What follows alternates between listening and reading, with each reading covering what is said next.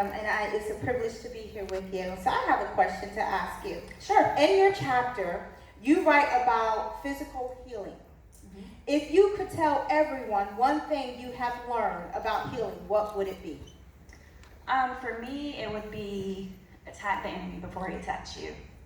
I was always healthy, and I never really thought about my health until I actually got attacked. And at that point, of course, obviously, you're going to think about your health.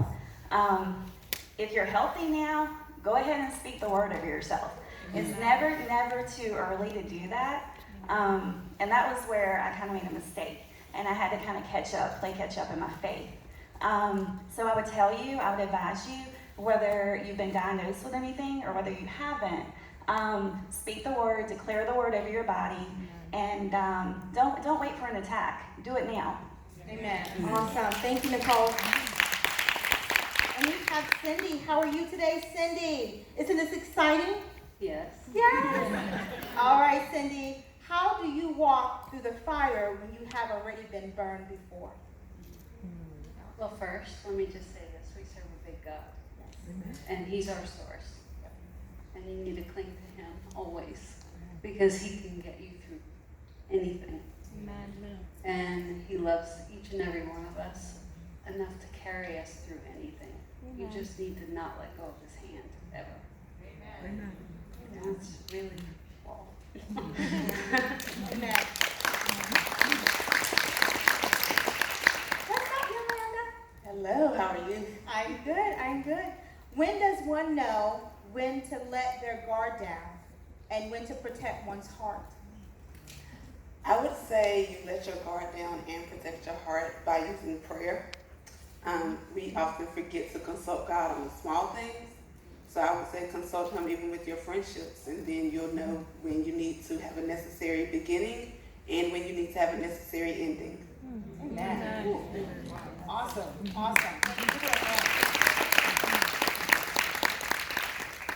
What's up, Kelly? How you doing, girl? How do you love your child and or spouse when it was never modeled for you? I felt that unconditional love a little over 20 years ago when I was at one of the lowest points of my life. And it was the first time I actually heard God speak to me. And He told me, I am here. That's when I felt unconditional love. And a few years later, He had prepared me to share my unconditional love with my son. Amen. Thank you. Give her a hand clap. Deborah, my dear friend. Hello. What was the most difficult part of writing your chapter? Well, I have to share, my daughter said spelling. Well, that part's true. But in reality, the first page or so just came and the words just flowed. And then all of a sudden it stopped, dead stop. That was several weeks. I had nothing. I couldn't figure out what was going on. And then I realized that my stories had a lot of baggage, not just one, but several. And it was then that I had to surrender to the Holy Spirit and allow Him to show me what I had learned throughout all those years. And that's what I expressed in the book. Man, awesome. Thank you, Deborah. Hi, Mom.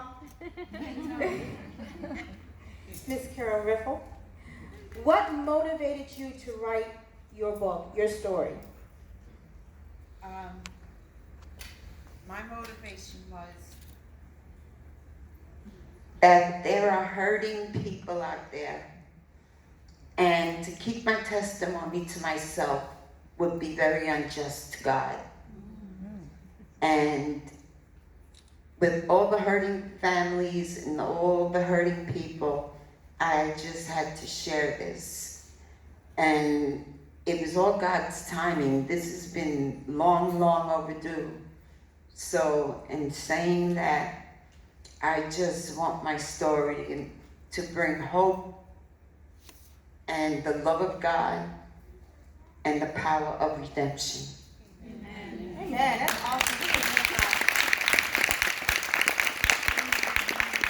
And we're getting ready to go into a worship part of this service. But before we go into that, I cannot forget the people that work behind the scenes with this book.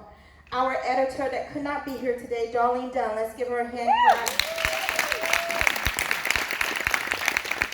Also, my dear, wonderful daughter that is here, Michaela McCormick, if you would stand. She is the artist of the woman you see on the cover of the book. Thank you. Thank you, authors.